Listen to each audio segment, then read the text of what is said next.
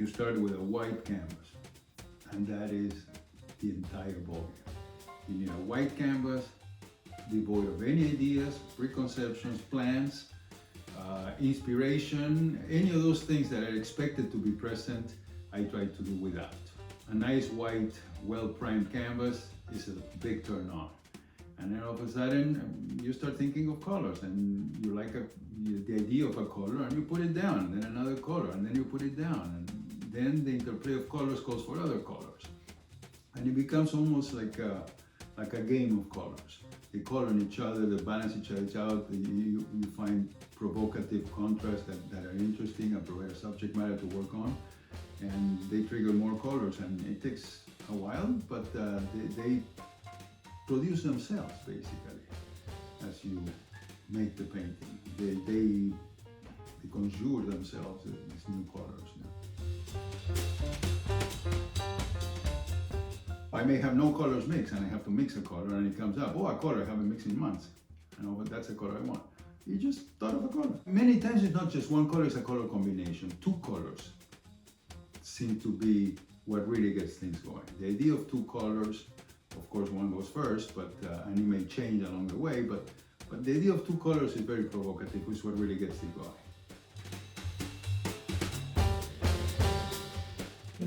No, it's just a start. You may think it's a theme. Sometimes it may be a theme, but it's not necessarily a theme. You may not even remember later on which one's the first one. So it dissipates as it goes along. Completely. In fact, the color was successfully applied when you don't remember which one was the last one. When it emerged in, so, I mean, let's say you're halfway on the painting and you put more color and you really don't know which is the last one, that's because it fell in place. Excellent.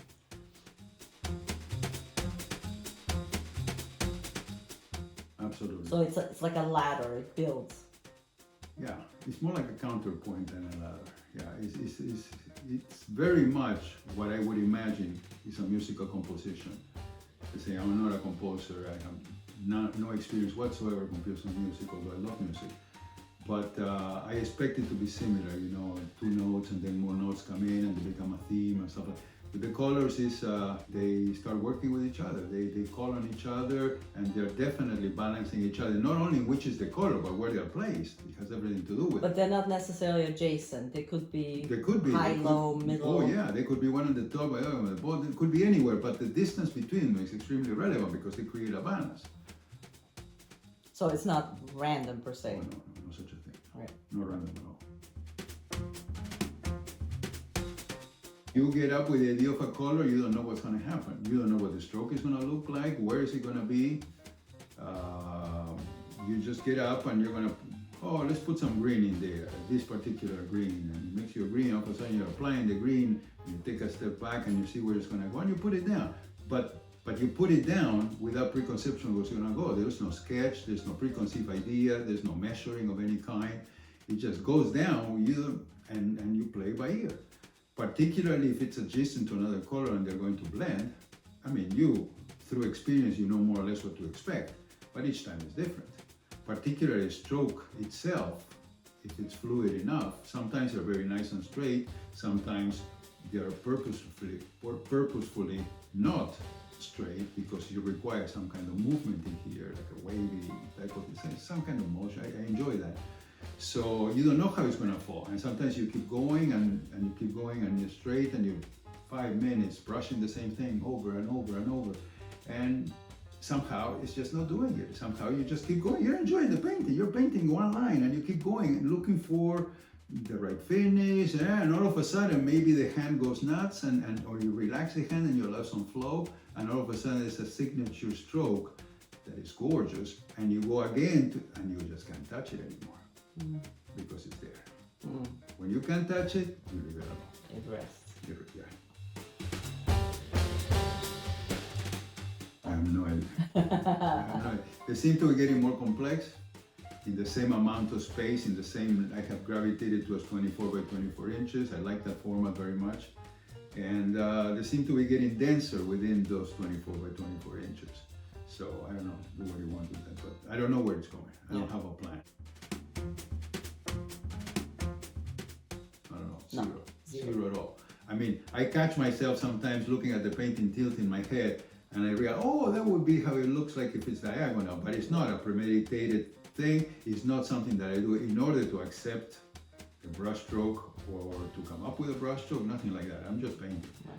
The fact that it's going to be rotated, if at all, it's just completely separate from the painting process. It just happens to work every time, and that's very interesting. But that's all. It doesn't influence you. The ones that work. Because there is no pre-established thing. It's not that I like reds versus greens or blues or any particular choice of colors. It's not the case. If you look at the work, it's all different. One looks for interesting color combinations, the ones that are challenging. I mean, bland color combinations of, are just that. They're bland color combinations. I like combinations that are challenging, colors that are difficult to put next to each other, that produce adjacent jumps in light. They produce a flickering sometimes. They're very challenging. Pulsating. Yeah. Pulsating, and that animates the piece. It animated the original still lifes already, but with this, it's gone nuts because all these colors are pulsating. You hear music in the background. This thing is pulsating, and that is the essence of the work, really. The fact that it's alive somehow, through the vibration of colors, through the movement of the strokes themselves.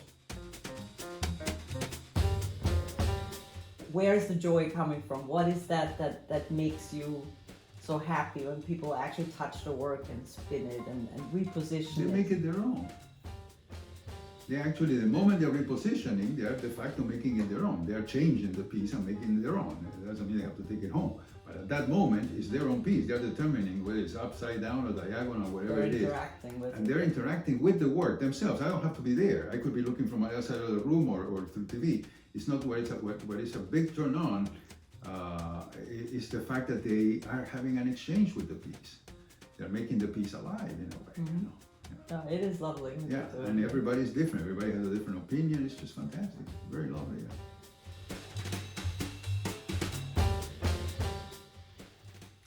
Well, patterns are one thing and colors are another thing. We both react innately to both. I mean, in the case of horizontal lines, the way you put them upside down or diagonally, they change our perception. I mean, we are geared to horizontal lines. That's the world we inhabit is full of horizontal lines and gravity and so forth. So we are pre-programmed to survive in an environment where horizontal lines are the measure that we use to be able to survive, to be able to walk straight and the like. Right? So when you move around and change that, you're challenging the daily perception of us, and it's very exciting. Takes you off the base. When it comes to color, some colors are, a red is going to provoke a different reaction than a green. It's just the way it is. I mean, for any association or all of the associations, some colors are soothing, sometimes they're not. Some are screaming potential happiness or alert. Others are very somber, or very quiet, or very reserved, and they produce different response. And I suppose to everybody's a little different. But they're just the responses that we have to colors. They are very much innate. Yeah. The combinations of colors are endless. They're infinite. How do you apply them? How do you put them next to each other? How much you use of each produces a different kind of reaction in the canvas, a different kind of pulse in the painting. What comes next? Because it's next, we don't know. Otherwise, it wouldn't be next. But I can comfortably say there are infinite possibilities. I don't think that abstract art will ever dry out. There is no such a thing. I mean, you could always make something new. But always make something new. It's a combination between you're done and you can't go on any further. It's a combination of the both. Basically, there's nothing else I can do to this.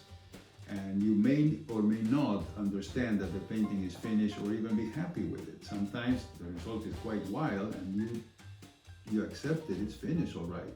But it's going to be the next day by the time you say, oh yeah, wow, look at this, look at that. At the beginning it will be so challenging, the end of it, that you're even unsure of it. mean, this is not something that looks like an apple, so it's right. This is a wiggly line. Is it right or is it wrong? It's up for grabs. So sometimes it's instant.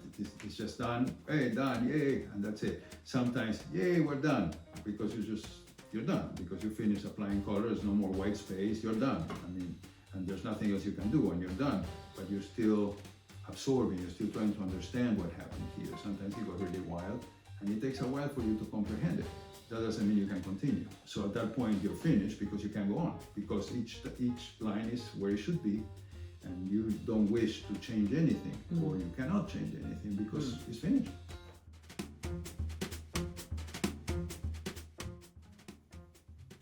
I don't know, it's a good question.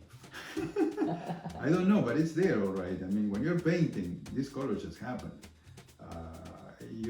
Oh, let's go with this red that I haven't used in whatever time. So you mix a new red and you're excited because it's going to go there. You're mixing it and it's going to go up, it's going to go down, you start playing it, you're going to put it there, but you still don't know what you're going to do with it. It's like a jam session. You're approaching it with a complete open mind. So all of a sudden you're putting red in there. And what is the stroke going to look like? I have no idea, but let's start painting.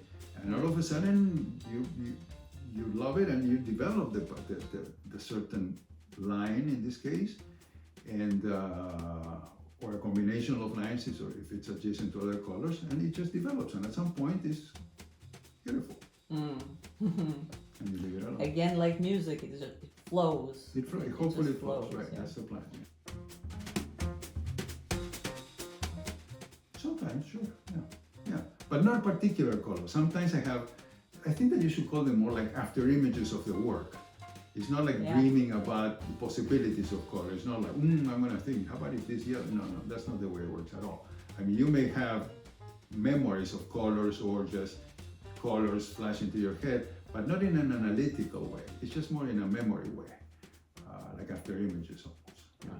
But after images of things you see in nature, or after images of your own work? No, your own work. Your own work. Your own work. Yeah. Okay. So, but you're not at all thinking in the next piece this will be featured. That doesn't happen not at at all. that point. No such a thing like, oh, what a sunset, I'm going to paint this color. No such a thing at all. No such a thing. No such a thing. No such a thing Zero. as, oh, look at this beautiful red tulip. Nothing like that. Nothing like that. I mean, in the abstract work, when I was doing tulips, it may have influence. Of course, although, even in those days, it was more likely that the form of the tulip would persevere, and the color could be changed afterwards. Indeed, yeah. So the fidelity to nature was more about the form before. And right now there is no such a thing, so there is no constraints. Not to forget that the backgrounds were always complete up to you, the choice. That there was they were always abstract, but they didn't mean to become the feature of the piece. They were background. They were backgrounds. They were background. Right.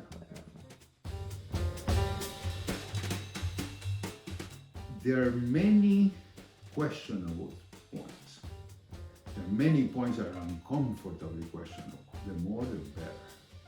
The more your gut wrenches, like, what was that? Oh, wow. Or you're in the middle of it and you have a violet. Oh, I'm gonna put orange. Oh, here we go. How am I gonna get out of that? And I get up and I put the orange down before I even have a chance to consider backing away from it. If I thought of something, whatever it is, I'll put it down. It goes. If I come up with a color, it goes down. Okay, it survives more than 2-3 seconds in my head. I jump and I put it down before jumping, even though I don't know what the next color is like, because the combination is very difficult or new or weird or whatever it is. It's even better. Even though I may be cringing, you may be almost done with the painting and something else comes in there that is definitely challenging, but that makes it even more interesting. So the impulse rules. The impulse to put a color is what goes. The realization that that's the next color.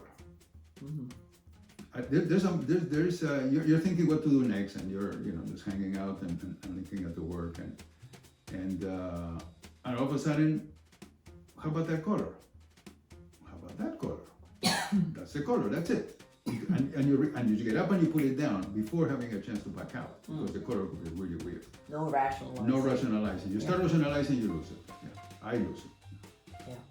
I don't calculate what comes next. It's not that I don't see it sometimes, For example, sometimes I see that it could be 2-3 colors ahead. That doesn't mean it's going to go that way. But the first one is the one that goes down. I think it's a process. So wrong turns, no, but challenging passages. Challenging for you. passages. Wrong turns. Like in a chess game where all Like of a in a sudden... chess. This is very much like color chess. I like the idea. Color chess. Color chess. This is it's very much like chess. I'm an avid chess player. This is very much like chess. I have told a friend of mine in a telephone message that this is better than chess. Nice. Because it's far more complex. To pull it off at the end is more I like the whole more interesting than sentiment chess. of color chess. Yeah. Yeah. It is a little bit like that, yeah. In the painting experience, keyword being experience. When you're painting, you're just painting. You're not conforming to an idea of what the painting should look like. So you're just painting away. You have a kind of formula, if you wish, in which, I'm doing this horizontal line, so I know that the next line is going to be horizontal too. That's just the way I'm painting these days. So that's not in question. It's a matter of getting the color, choosing a color, and finding strokes that work. There is no need to conform to anything other than the need for color and for a painting exercise, a stroke that you find good for the painting. There is no potential judgment on whether it's right or wrong beyond what I say. I could say wiggly is good. Another person can say, oh well, it should have been straight, but that's a matter of opinion. And since it's my work, my opinion has to count. So there is no reference to whether you've got it right or not. In realism, that's always present. In society, so in your own mind, So that is absent now, and that's a big difference in the approach to the painting, in the experience, in the painting experience. So the freedom. There's a freedom. Yes, There's a freedom. I was hoping There's also not just the freedom, but also the fact that in one night you can turn out a painting, a full painting in one night. That's why it's action painting too. You just happen, boom, boom, you're done. That puts a different kind of mindset into the process. I mean, this is a sprint. This is not a marathon in which you're going to take 7 years to make a painting, and you're going to take your sweet time. I got no rush. I got to prove that much. But this is different. This is you're an adrenaline. You're doing a painting. It's coming together. Blah blah blah. You keep going, and it's happening. It's happening right now. It's an action that's happening right now. All these color fields are matching with each other. Color fields because it's the way we call them, but whatever color interactions.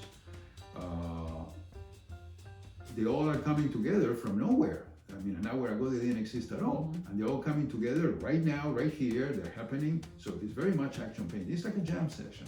Should be for a musician, which I don't know. So the satisfaction is different too. Because the satisfaction in realist painting being, oh, look how real this looks, how amazing this, Well, the satisfaction exists in both. I mean, there's no point. I mean, satisfaction is very wonderful. But this is perhaps more childlike kind of discovery. You're discovering things as you go along. In realism, there's nothing left to discover. You've done the sketch, which may have been based on colors, but now, a year ago, you said that you were going to stick to these colors, and because of the way you work, you're going to stick to these colors, as I have done always. So there is no more creativity about the color. It's a fine-tuning, perhaps. Execution, Execution, the craftsmanship, the texture, that's all great. I mean, God knows I enjoyed it. But there is no new stuff coming up to it. There are details in execution and polishing. It's not coming up with a new work every night. Here we're coming up with a new work whenever I get down to it. That is a huge trip mentally. So the satisfaction of finishing, the process of finishing, the process of coming to the finishing end, or even the startup, it's a completely different. I mean, you're summing up many sessions of execution of a realist painting into one session going nuts on color. And it's exhilarating. It's very liberating, it's very freedom, it feels very free. It's wonderful. And regarding the level of detail, it's exactly the same. The way these paintings are finished are no less detailed than the other ones. I mean, I am fanatic about the way each brushstroke ends in the waves. They are Yeah. hopefully no details. If they're wiggly things, they're meant to be there. Yes. Or they're meant to be left alone. I'm not saying that the wiggly line was done in a way that I wanted to do it in this wiggly. The wiggly It's line not came ornamental, up because yeah, the hand went yeah. like nuts. Yeah. But I could have gone right back and wipe it out. I mean, God knows I do it 20 times before a line is left alone. Sometimes it's just one time. Who knows? It doesn't matter at all. Sometimes it's the first stroke, sometimes the very first stroke on a painting. Painting is white and you paint a red stroke and you keep going 25 times until you like the stroke. Because that stroke is defining the mood of the painting.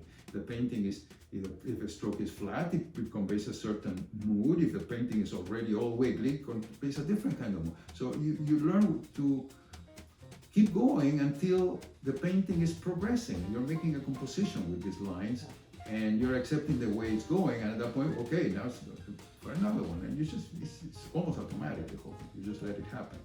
Try not to get in the way. The love for detail, I think, is also what underlines the fractal nature of them, because we said the other day that you can zoom in endlessly or zoom out endlessly and it holds as a composition. Yeah. And that's where the detail, Yeah, you have to make sure that there are that no. it works on all levels. Sometimes there are lines that are very nice, some strokes are really interesting, but they're too attention demanding and they get in the way of the large composition.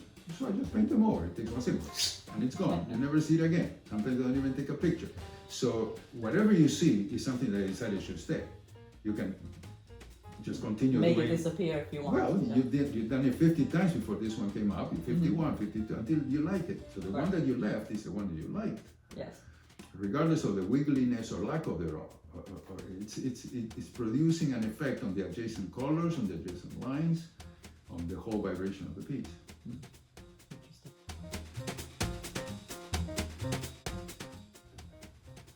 Yeah. In the end, Message about it. I think that I expose my process as much as I can. I am very open in exposing how I work. I don't hide my techniques, I don't hide my thoughts. So if you want to say that I am leaving for the viewer my experience as open as possible, there it is. The intention of teaching, the intention of producing a certain result, no such a thing. I'm painting for the painting. I'm making a painting. This is what makes it so free. I do not have an agenda behind it. I am painting. Painting defined as grabbing a brush, dipping it in paint, sticking it on the canvas. Different colors, different ways, you have a painting. Like it, you don't like it. That's painting. Painting a flower is different. it's completely different. It's a completely different That's thing. why This you is have just painting. the childlike approach. It's very much a child. Yeah, you give a child a brush, you give him That's what a a child paper would do. and paint, Yeah. and that's it. That's right. Except that here you have the ability to do it either way, and you choose to do it this way, which requires the ability to stay free, which is very rewarding. Very, very rewarding. Yeah, when you can not pay attention to Conventions. conventions or conventions that you have come to accept, your own conventions that you have made yourself, perhaps. Right. Yeah, the way you're supposed to do things, you know.